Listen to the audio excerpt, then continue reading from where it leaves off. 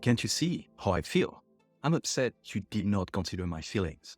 Have you ever been on the receiving end of those sentences? Or you might have said them yourself. And usually they can end up rapidly into an argument. This is known as mind reading, when we assume we know exactly what someone else is thinking or feeling. But why do we do it? What's the impact? And most importantly, how can we change this pattern to foster better outcomes for our conversations? In this video, we will go through all of this and more, so you can go from mind reading to real knowledge and impact. Am I reading that you're ready to go? Hey, my name is Greg. I'm a master coach helping people, teams, and organizations to know themselves, design their future self, and become their future self. I'm here to help you live a life where you have control. If you watched my video from last week, then you can skip this chapter, as it is the same content about the model for why our words have power. If you've not watched it, then enjoy. To start, I would like to give you a model that will help you understand how your words impact others. This model has 4 key phases: intent, situation, behavior, and impact. First, we have intent. This is the why behind our words, the purpose or goal driving our communication. It's where everything begins, and it's mostly invisible to others. It's all in your head. Next is the situation, the where and when. This includes the context of our conversation, the environment, and the dynamics at play. The same words can carry different meanings in different settings. And this situation can be your internal mental situation or the external environment around you. Like if you give feedback to someone in an individual meeting with that person or doing it with many people around. Then we move to behavior, the actual act of communicating. This is where our words come to life, carrying our intent through the air. And it is a mix of words but also non-verbal cues. This is where picking the right words, tone, facial expression, etc. counts. Finally, we reach impact, the effect our words have on the listener.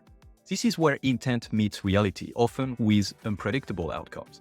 Our words can end up doing what we intended them to do, or not at all. Mind reading occurs when we presume to know the thoughts, feelings, or intentions of someone else without direct evidence. It's guessing what's going on in someone's head and then reacting as if those guesses are facts. At its core, mind reading often stems from our desires for connection and understanding. Yet, paradoxically, it leads us down a path of misinterpretation and misunderstanding. It is sometimes an intuitive response to some nonverbal clues that we have noticed on an unconscious level. Often it's just pure hallucinations or what we ourselves would think or feel in that situation. We project our own unconscious thoughts and feelings and experience them as coming from the other person. We can also engage in mind reading to feel more in control of our social environments or to protect ourselves from vulnerability. It's a defense mechanism, even if that's a flawed one. There are 2 main types of mind reading. The first is assuming what others are thinking without asking them. You have sentences like, Shrida is unhappy. I could tell he did not like the present I gave him. I know what makes her tick. To attribute thoughts, feelings, and opinions to others, you need some good sensory-based evidence, and also experience in accurately interpreting this evidence with actual thoughts and feelings of others. The second type of mind reading is a mirror of the first one. It gives other people the power to read your mind. For example, if you like me, you will know what I wanted. Can't you see how I feel? I'm upset you did not consider my feelings. This can be used to blame others for not magically understanding you when you think they should. A person using this pattern of language will not communicate clearly to others what he or she wants. This can lead to some first-class fights. By assuming we know what others think or feel, we skip the essential steps of communication and connection: asking, listening, and understanding. We short-circuit the very process that could bring us closer to others. You like this video so far? Then you know what to do. Also subscribe and put the notifications on if you want to receive content like this every week. And check out in the description below all the other links and YouTube videos which are talking about the same concept of the power of words. Fixing the situation starts with recognition and understanding, then moves towards actionable steps we can all take.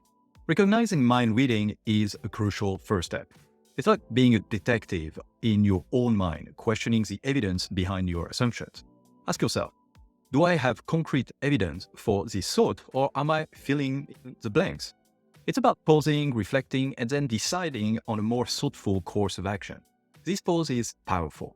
It gives us the space to choose a response rather than reacting on autopilot.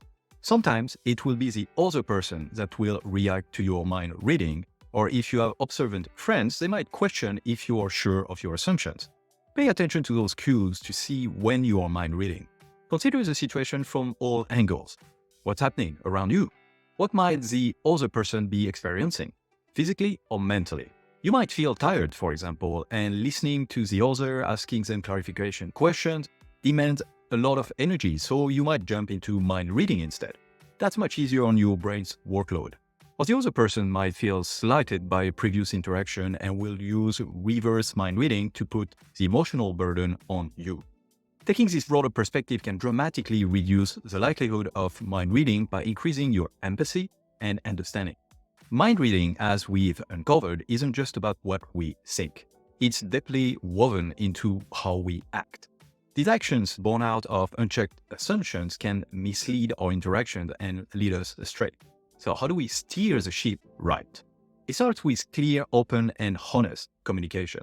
Instead of assuming what someone else is thinking or feeling, we invite clarity into the conversation. How? By mastering the art of asking open-ended questions. Instead of saying, "You're upset with me," try, "Can you help me understand how you're feeling about our conversation?" It's a simple tweak in language that opens doors rather than shutting them. Next, we must listen, really listen, to the responses that we receive. Active listening isn't just about hearing words, it's about understanding the message behind them. This means being fully present, offering your undivided attention, and yes, sometimes reading between the lines, but not assuming the story. And much more about listening in this video here. Now, let's address the elephant in the room, the discomfort of not knowing. It's human nature to want to fill in the gaps, but embracing uncertainty can be liberating. Acknowledge it. Say, "I might not have all the answers, but I'm here to understand and support you." Also, when you seek to clarify mind reading by asking, "How do you know?" the answer is usually some belief or generalization. For example, "Mary does not care about me anymore." How do you know that Mary doesn't care about you anymore? Because she never does what I say. In the speaker's model of the world, doing what I say equals to caring for me, which is a very questionable assumption, which invites you to ask the person, how exactly does caring about someone mean doing what they say? If you care about someone, do you always do what they say? Let's do a little bit of workout to help change our mind reading mindset and language. Exercise 1, the reflection log. For the next week, I want you to keep a daily log. Every evening, spend a few moments reflecting on your interactions throughout the day. Identify any moments where you caught yourself mind reading. What were you assuming? Why? Write it down. For my second exercise and my favorite behavior change tool, you can use the daily active questions. Rate yourself every day from 1 to 10 on the following question. Did I do the best today to avoid reading people's mind and assuming what they think or feel? Next, the clarification challenge. This week, each time you notice yourself making an assumption about someone else's thoughts or feelings, pause. Instead of acting on that assumption, form it into a question. Approach the person and gently seek clarification. Make sure you use open questions, not closed ones which only serve to confirm your assumptions. And finally, the intent check. Before starting a conversation where you might typically engage in mind reading, ask yourself, what is my intent here? Am I seeking to understand, or am I trying to confirm my own narrative? Shift your intent towards understanding and openness. Remember changing the script from "I think I know what you're thinking" to "Hey, help me understand what you're thinking" is a game changer in your communication. Let me leave you with an inspiring thought from George Bernard Shaw. The single biggest problem in communication is the illusion that it has taken place. If you're interested in how to improve your language and showing a positive intent when you communicate with others, then you might want to check this video out.